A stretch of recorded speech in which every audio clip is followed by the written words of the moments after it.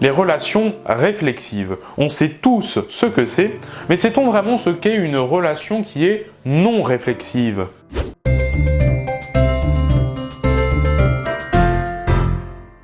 Salut, aujourd'hui je vais te faire découvrir des relations qui sont non réflexives. Bon déjà voyons la définition de ce qu'est une relation qui est réflexive. Alors, soit R une relation binaire dans un ensemble E, d'accord, on dit que R est réflexive si et seulement si pour tout X dans E, on a X en relation avec X. Donc R est réflexive si et seulement si tous les éléments sont en relation avec eux-mêmes. Donc voilà ici plein d'exemples de relations qui sont réflexives. Par exemple, pour les nombres réels X, on a bien X égale X, ça marche, tout nombre réel est égal à lui-même, tout nombre réel est plus grand ou égal à lui-même, ça c'est un supérieur ou égal, c'est quelque chose de large, donc évidemment ça c'est vrai, pareil pour inférieur ou égal. Pour des matrices équivalentes ou des matrices semblables, ça marche, toute matrice M est équivalente ou semblable à elle-même. Pour des ensembles, tout ensemble F est inclus dans lui-même, évidemment. Pareil pour l'inclusion réciproque, tout ensemble F contient lui-même. Pour l'ensemble des droites dans l'espace, bien évidemment toute droite est parallèle à elle-même, ça c'est évident. Pareil pour les vecteurs, tout vecteur U est collinéaire à lui-même, et évidemment pour les entiers relatifs, tout entier N divise lui-même. Mais maintenant, pour avoir des relations non réflexives, déjà pour avoir quelques exemples, il suffirait tout simplement de barrer chacune de ces relations. Tu vas voir, ça marche. Regarde par exemple ici, si on barre l'égalité, X est différent de X. Est-ce que ça c'est vrai? Ben non, c'est faux, tout nombre X est égal à lui-même, X c'est X, donc ça c'est toujours faux. Donc évidemment, la relation de non-égalité, elle n'est pas réflexive. Ensuite, même chose avec supérieur ou égal. Si on barre le supérieur ou égal, est-ce qu'il y a des X qui ne sont pas supérieurs ou égaux à eux-mêmes? Ben non, pareil, ça n'existe pas, il n'y a aucun X qui vérifie ça. Et d'ailleurs, ici, supérieur ou égal avec une barre, ici, ça se lit tout simplement strictement inférieur. C'est la même chose pour des nombres réels. Quand un nombre réel n'est pas supérieur ou égal à un autre, en fait, il est simplement strictement inférieur à ce dernier. Bon, même chose ici pour inférieur ou égal, si on barre ici, là, évidemment, c'est toujours faux. Donc, en fait, on va avoir cette relation-là, X est strictement supérieur à X. Bon, pour des matrices équivalentes ou semblables, pareil, si on barre, évidemment, c'est toujours faux. F inclus dans F, si on barre, même chose, c'est faux. Bon, pour F contient F1, pareil, ici on a bien encore une relation qui n'est pas réflexive. Si on barre la notion de parallèle, pour des droites parallèles, ici, ça devient faux, puisque toute droite est parallèle à elle-même, évidemment, si on barre, on a une relation ici qui n'est plus réflexive, donc ça devient faux. Pour les vecteurs collinéaires, pareil, ici, donc on a une relation qui n'est pas réflexive. Et enfin, même chose pour la notion de divisibilité des entiers. Mais attention, là, on n'a pas seulement créé des relations qui ne sont pas réflexives, on a carrément créé des relations qui sont anti-réflexives. Alors, c'est quoi la différence? Une relation non réflexive, c'est une relation qui ne vérifie pas, ici, cette proposition. C'est-à-dire que la négation de cette proposition est vérifiée. Autrement dit, il existe un X dans E, tel que X n'est pas en relation avec X. Mais là, je le répète, on a créé carrément des relations qui sont anti-réflexives. C'est-à-dire qu'en fait, quel que soit le X dans E, X n'est pas en relation avec X. C'est-à-dire qu'une relation anti-réflexive, c'est la même chose qu'une relation pas réflexive, mais à la place du il existe, ici on met carrément un pour tout. Et donc voilà des exemples ici de relations anti-réflexives. Alors évidemment, si une relation est anti-réflexive, elle n'est pas réflexive, puisque le pour tout implique le il existe. Alors sauf évidemment si E est l'ensemble vide, mais bon ça c'est un cas trivial que l'on ne va pas traiter. Mais par contre, est-ce qu'une relation qui n'est pas réflexive est forcément anti-réflexive? Parce que pour l'instant, avec les exemples que l'on a donnés, on a l'impression que oui, c'est le cas. Et pourtant non, tu vas le voir, là on va trouver des relations qui ne sont pas réflexives et qui pourtant ne sont pas anti-réflexives. Les premiers exemples le voici, la relation est premier avec, d'accord, ici on se place dans n étoiles. Alors déjà, bon, vérifions, est-ce que cette relation est réflexive?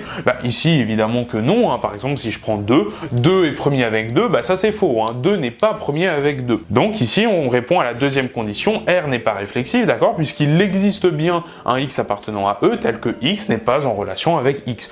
Par exemple ici 2. Donc on a trouvé une relation qui n'est pas réflexive, mais est-ce que cette relation est anti-réflexive? Alors ici la réponse est non, la relation n'est pas anti-réflexive, et pour le démontrer, il suffit de trouver un contre-exemple. On va faire une preuve par contre-exemple. Ici, si je prends 1, 1 est premier avec 1, ça c'est vrai. 1, effectivement, il est bien premier avec 1. Puisque la définition de être premier avec, ça signifie que le PGCD des deux nombres, c'est 1. Or, le PGCD de 1 et 1, Bah c'est 1. Donc ici on a trouvé une relation qui n'est pas réflexive, mais qui pourtant n'est pas antiréflexive. Donc un autre exemple, la relation est l'opposé de. Bon bah évidemment c'est pas réflexif, puisque si je prends, je sais pas, moi 15, est-ce que 15 est l'opposé de 15? Bah non, l'opposé de 15 c'est moins 15, donc 15 n'est pas l'opposé de 15. Donc on a une relation qui n'est pas réflexive, par contre est-ce qu'elle est anti-réflexive? Bah ici non, si je prends 0, 0 est l'opposé de 0, ça marche. Il existe donc bien un x appartenant à E tel que x ici est en relation avec x. On a donc trouvé ici un contre-exemple à l'anti-réflexivité, donc la relation n'est pas anti-réflexive. Encore un autre exemple, la relation est l'inverse de. Bon évidemment la relation n'est pas réflexive, hein, si je prends 3 par exemple, 3 est l'inverse de 3, bah c'est faux, hein. 3 n'est pas l'inverse de 3, l'inverse de 3 c'est 1 tiers. Mais par contre, est-ce qu'il existe un x tel que c'est vrai? Bah oui. 1 par exemple, 1 est bien l'inverse de 1. Il y a aussi un autre exemple dans R étoile, c'est moins 1. Moins 1 est bien l'inverse de moins 1. Donc là tu vois, on a même trouvé deux exemples hein, pour contredire l'anti-réflexivité. Bon allez, dernier exemple, hein, ici je te prends un truc complètement tordu, d'accord? C'est une relation que j'ai inventée, voilà, une relation telle que 0 est en relation avec 0, 1 est en relation avec 2 et 2 est en relation avec 1. Bon, pourquoi pas? Donc ici on se place uniquement dans l'ensemble 0, 1, 2. Bah est-ce que cette relation est réflexive? Bah évidemment que non, hein. Par exemple, si je prends 1, bah 1 il n'est pas en relation avec 1, regarde, il est en relation avec 2, mais pas avec 1. Donc ici, on n'a pas une relation réflexive. Par contre, est-ce que pour autant on a une relation qui est anti-réflexive? Bah non, puisque on a un exemple ici, 0 est en relation avec 0. Donc voilà, on a le droit de faire ça, hein, construire des relations comme ça, terme par terme. Bon, c'est évidemment pas très intéressant, mais on a le droit. Alors tout à l'heure, je t'ai parlé de la relation ici, n'est pas inclus. Mais je ne t'ai pas parlé ici de cette relation, d'accord? Ça c'est le symbole inclus mais pas égal. C'est en fait le symbole de l'inclusion stricte. Et donc en fait on dit qu'un ensemble E est un sous-ensemble strict d'un ensemble F, c'est seulement si E est inclus dans F, mais E est différent de F. Et donc si je regarde la propriété de réflexivité ici, est-ce que E est inclus dans E sans être égal à E? Bah évidemment non, hein. E est égal à E, donc ça c'est faux. Donc cette relation est anti-réflexive. Et en fait ça c'est ce qu'on appelle une relation d'ordre strict. D'accord? Tu les utilises souvent sans savoir vraiment que ça existe. Parce que du coup il y en a d'autres, hein, des relations d'ordre strict. Par exemple, on a tout simplement strictement supérieur. On a évidemment dans l'autre sens un strictement inférieur. Et donc une relation d'ordre strict se caractérise par donc l'anti-réflexivité et la transitivité. Alors faut faire attention avec certaines relations qui sont anti-réflexives, notamment par exemple ici la non-égalité. Hein. Ce n'est pas une relation ici d'ordre strict. Et pourquoi? Eh bien tout simplement parce que cette relation n'est pas transitive. Ici j'ai bien 1 différent de 2 et j'ai bien 2 différent de 1. Alors est-ce que ça implique que 1 est différent de 1? Eh ben non, 1 c'est égal à 1, ce n'est pas différent de 1. Attention, là c'est pas l'antisymétrie que j'ai utilisé, hein, c'est bien ici avec le différent et non pas le égal, hein, c'est un différent, c'est bien la propriété ici de transitivité que j'ai utilisée. Donc cette relation ici n'est pas transitive, donc ce n'est pas une relation d'ordre strict, attention. Bon, même chose pour la perpendicularité des droites, hein, regarde, je vais faire un schéma, ici j'ai posé donc D1 perpendiculaire à D2 et D2 perpendiculaire à D3, donc on va dessiner, regarde. Ici, on a donc D1, d'accord? On va dessiner donc D2 perpendiculaire à D1, et on va dessiner une autre droite, un D3, qui est perpendiculaire cette fois-ci à D2, hein, donc comme ceci, ça c'est D3. Et maintenant on regarde, est-ce que D1 est perpendiculaire à D3? Bah évidemment que non, D1 n'est pas perpendiculaire à D3. Elles sont même parallèles les droites, donc ici ça n'a aucun sens. Donc là encore, hein, la perpendicularité des droites, hein, cette relation n'est pas transitive. Elle est même d'ailleurs autre chose, hein, c'est même une relation qu'on appelle antitransitive, puisque justement ici, D1 perpendiculaire à D2 et D2 perpendiculaire à D3, ça implique même en fait que ici D1 n'est pas perpendiculaire à D3. Hein. Là ici, ça c'est vrai. Donc ça c'est de l'antitransitivité, mais bon, je vais pas en parler ici hein, dans cette vidéo, c'était pas le sujet. Bon, avant de finir, je vais te parler d'une relation un peu spéciale, c'est la relation d'appartenance. Donc ici, j'ai un ensemble F, d'accord? Est-ce que F appartient à F? Est-ce que ça c'est possible? Est-ce qu'un ensemble peut appartenir à lui-même? Eh bien, la réponse est non, hein, d'après le paradoxe de Russell. Regarde, si je prends par exemple le singleton 0,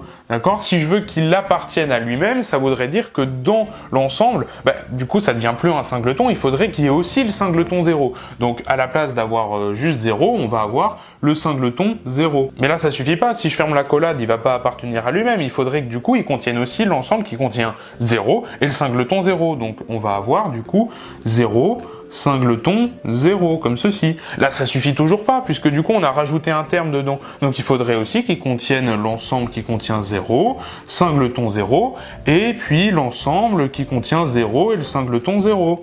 Mais du coup, là, ça suffit toujours pas, il faudrait encore rajouter... Bon, bref, t'as compris. En fait, c'est impossible de construire comme ça un ensemble qui se contient lui-même. Donc, la relation d'appartenance, ici, elle n'est pas réflexive, mais elle est aussi anti-réflexive, puisque pour n'importe quel ensemble F, on a évidemment F n'appartient pas à F. Et voilà, j'espère que ce petit détour sur les relations non réflexives et les relations anti-réflexives t'a plu. Si c'est le cas, partage la vidéo sur tes réseaux sociaux, lâche un like, un commentaire pour donner ton avis, abonne-toi à la chaîne pour ne pas manquer les futures vidéos, mais surtout, si tu veux me soutenir financièrement, on va faire un tour dans la Médé boutique sur laquelle je vends des t-shirts comme celui-ci. Merci et quant à moi, je te dis à la prochaine. Salut!